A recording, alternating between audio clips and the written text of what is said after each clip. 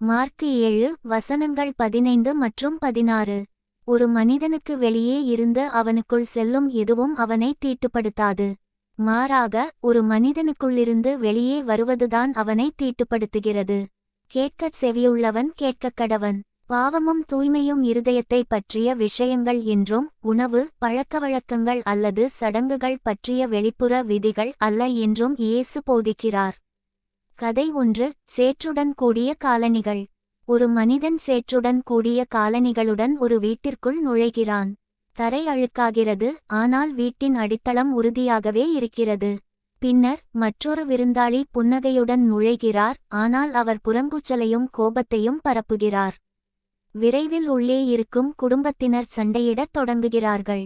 பாடம்: காலணிகளில் உள்ள சேற்றை கழுவி சுத்தம் செய்யலாம். ஆனால் வாயிலிருந்து வரும் தீங்கு விளைவிக்கும் வார்த்தைகள் உறவுகளையும் இருதயங்களையும் சேதப்படுத்துகின்றன.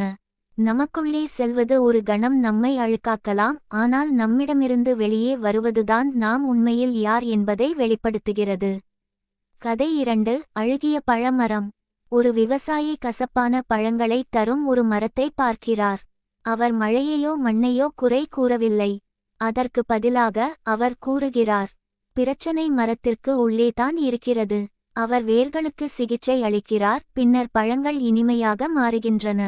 பாடம்: தீய வார்த்தைகள், பொய்கள், பெருமை மற்றும் வெறுப்பு ஆகியவை நாம் சாப்பிடுவதிலிருந்தோ அல்லது தொடுவதிலிருந்தோ வருவதில்லை, மாறாக உள்ளிருந்துதான் வருகின்றன என்று இயேசு கூறுகிறார்.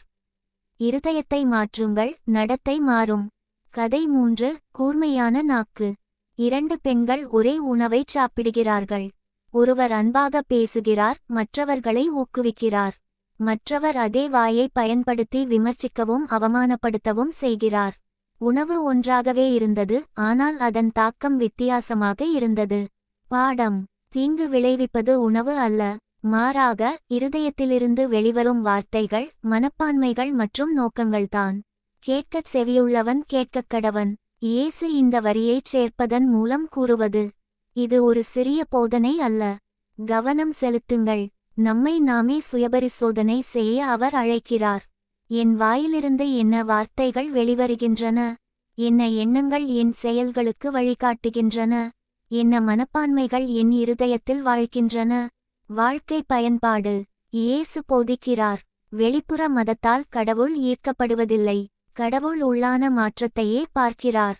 உண்மையான தூய்மை என்பது தூய்மையான இருதயம், அன்பான பேச்சு, அன்பான செயல்கள். கதை 4. அசுத்தமான கிணறு.